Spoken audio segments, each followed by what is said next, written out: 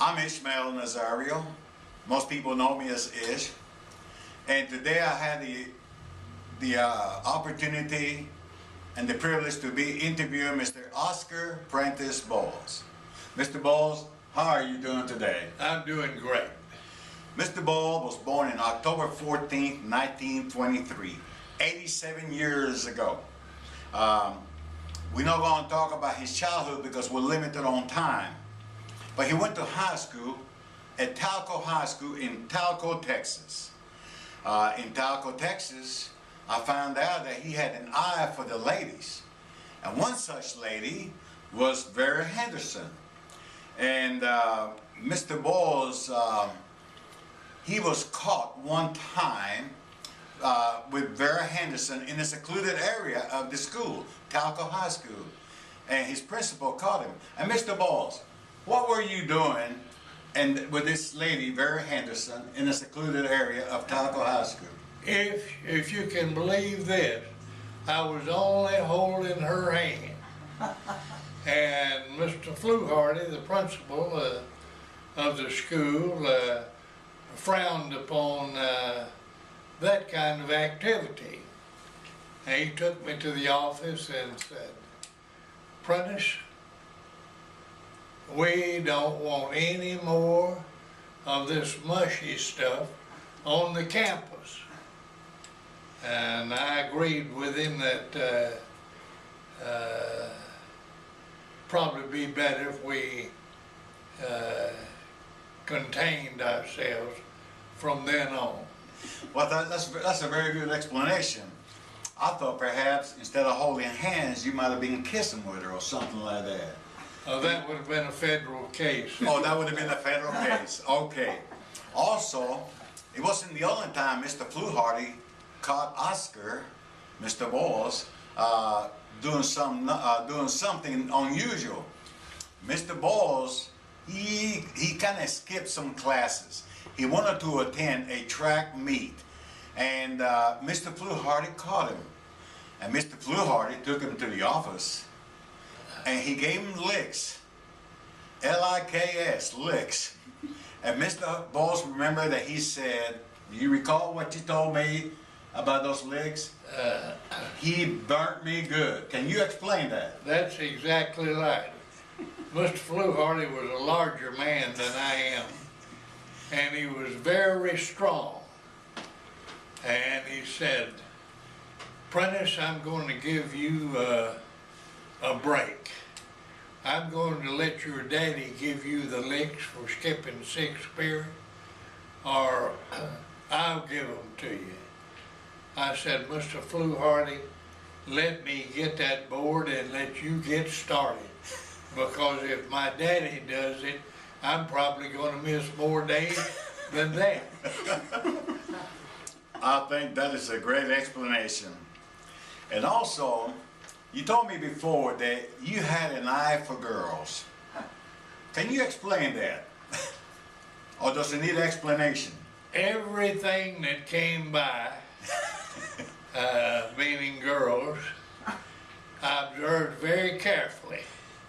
I was always interested in which one was the prettiest girl in Talco High School. So what you... And I could always let everybody know who I thought was the most outstanding girl from a beauty standpoint. Okay, thank you very much. As I say, we have to move on. Now, there was another incident that happened at Talco High. While Mr. Boyles was getting his book on the hallway by the locker room, he happened to rub against the person next to it, which was a female. He rubbed against her, and Mr. Boyles, he excused himself, as a gentleman should do. But the girl did something different. The girl told her boyfriend that that Mr. Boyles rubbed on her purposely. And after school, her boyfriend challenged Mr. Boyles. And Mr. Boyles was not going to back up. Can you remember that? I remember it very well, but I didn't rub on her, I bumped into her. And she didn't seem to mind so much at the time, but it became a big problem because she was the younger sister of the girl I was going with. And the older sister was about ready to do her in, and so she, to create a little harmony, I guess, she told her boyfriend what I had done. He was a good friend of mine on the football team, but we weren't friends that day, and so Mr. Fluharty was left to straighten out the problem. That sounds very interesting. It sounds familiar to me too, you know. We're getting close on time. From high school, Mr. Boyles went to Osheta Parish College in Louisiana, which is now Louisiana Monroe. There, his brother Woody was attending college, and Woody was playing football. And like Mr. Boyles in high school, he played football. He was a halfback in the football team.